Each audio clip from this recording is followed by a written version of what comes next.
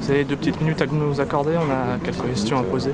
Ouais. Est-ce que vous avez participé au groupe Bilderberg en 2008 et en 2009? On aimerait savoir... Non, une fois seulement. En 2008, c'est tout? Oui, absolument. Attendez, je signe.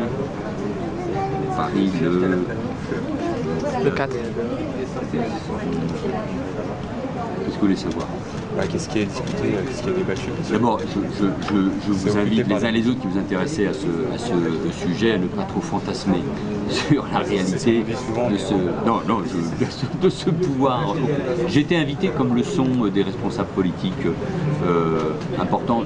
Je ne suis pas censé le dire, mais par exemple, il y avait Hubert Védrine, il y avait l'ancien ministre des Affaires étrangères vert, Joschka Fischer, qui était aussi invité à cette conférence pour écouter, pas pour m'exprimer.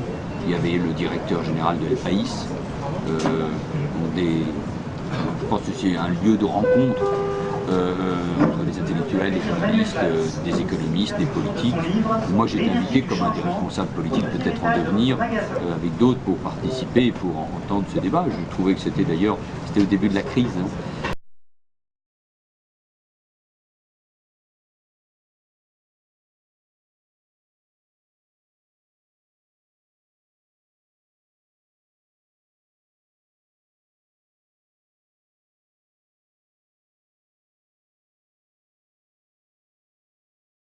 J'ai trouvé ça intéressant. J'ai pas eu le sentiment d'être au cœur d'un vaste complot. C'était peut-être en plein dans la crise, mais ça existe depuis 1954, et puis ça, oui, bien sûr. Ça regroupe des gens qui sont en fonction. Quoi, oui, en fonction, ou plutôt, il y avait Kissinger, hein, j'ai pas l'impression qu'il est en fonction. Jean-Claude Trichet et Pascal Lamy. Il y a Jean-Claude Trichet et Pascal Lamy, eux ils sont influents dans leur institution. On retrouve Kissinger et Rockefeller et compagnie. Oui, bien sûr, mais compagnie, je ne sais pas ce que ça veut dire compagnie. Mais c'est des lieux, mais comme il en existe beaucoup dans des cercles nationaux, dans des cercles internationaux. Si ça donne le sentiment que c'est un pouvoir, des gens qui décident du devenir du monde, je crois qu'on se trompe.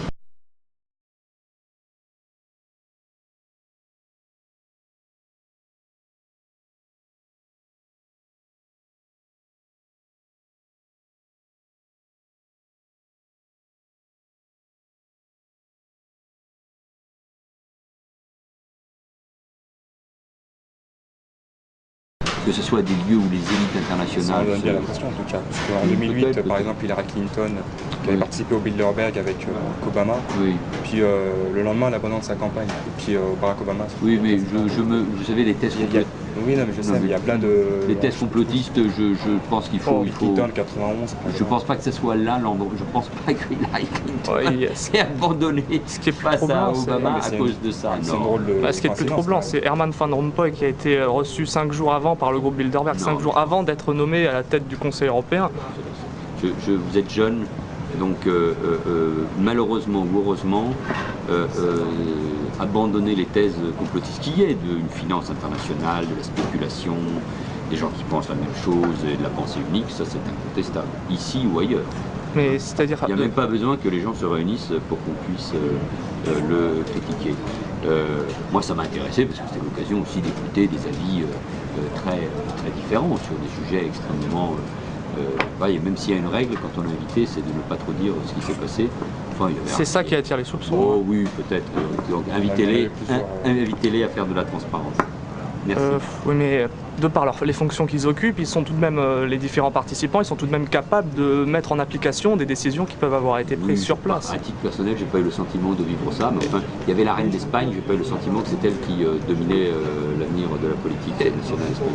Mais le fait que David Rockefeller, Kissinger, qui sont eux-mêmes dans d'autres... Est-ce qu'ils ont besoin de ça pour compter davantage dans leur pays? Honnêtement, non.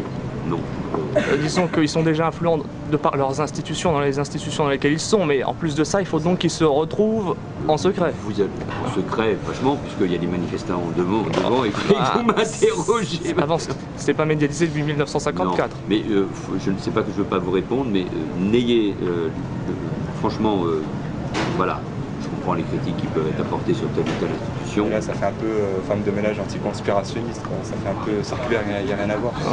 De qui Bah, de toutes les personnes à qui on peut poser la question. Ah non, mais moi je voudrais contre, franchement, je pense, mais faites attention aux thèses complotistes.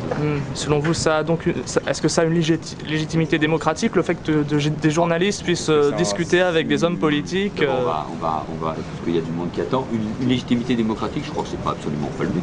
La démocratie, c'est le choix des citoyens, c'est le peuple. Vous ne pouvez pas interdire à des gens de se réunir, comme vous ne pouvez pas vous interdire de me questionner, etc. On a bien l'impression que le clivage droite-gauche présenté par les médias, on se paye la tête du bon peuple, si je puis dire. Le club du siècle, par exemple, beaucoup d'êtres membres aussi.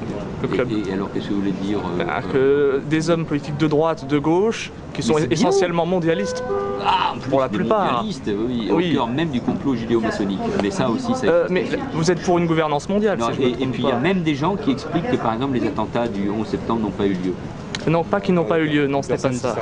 Ah bon, mais qui dit... Il se pose des questions sur la version officielle. Ah voilà, donc nous y sommes là. Donc nous posons une question sur la version officielle. Oui, mais voilà, donc les mêmes qui critiquent le Bilderberg, qui mettent en cause le siècle... Non, attendez, les mêmes... en question le 11 septembre, mais qui ne parlent jamais du Bilderberg. Mais c'est étrange, les mêmes qui parlent du Bilderberg, les mêmes qui parlent du complot mondialiste, du siècle, etc., sont les mêmes, comme vous, messieurs, qui posent des questions sur le 11 septembre. Donc notre entretien est terminé parce que... Non, vous êtes des gens qui se posent des questions qui malheureusement sont assez inquiétantes, surtout quand on est aussi jeune que vous. Mais les mêmes qui se retrouvent dans ces groupes... Et c'est les mêmes qui ensuite, je vous l'accorde, nient la Shoah. Donc, là c'est terminé. Je vous remercie. Et les mêmes personnes qui se réunissent au Bilderberg, ce sont les mêmes qui font la promotion d'une idée de gouvernance mondiale. Jacques Attali, Herman Van Rompuy, sympathiques, comme vous, qui nient la Shoah. Non, parce qu'on a la limite. Non, pas psychopathe. Non, mais quand on nie le 11 septembre et quand on nie la Shoah, c'est qu'il y a un vrai le 11 septembre. Et puis personne ne nie le 11 septembre. Allez, au revoir. Je sais que le sujet est un peu bancal. Bonne fin de journée et surtout reprenez vos esprits. N'oubliez pas, la confiance n'exclut pas le contrôle. Non, bien sûr, mais si vous aviez été dans la tour du 11 septembre, je pense que vous l'auriez pas nié. Ce sont les familles des victimes qui demandent une réouverture d'une enquête. Non, mais c'est peut-être même le complot judéo-maçonnique qui vous êtes une femme de ménage anti-conspirationniste. Allez, au revoir. Merci, c'est gentil, au revoir.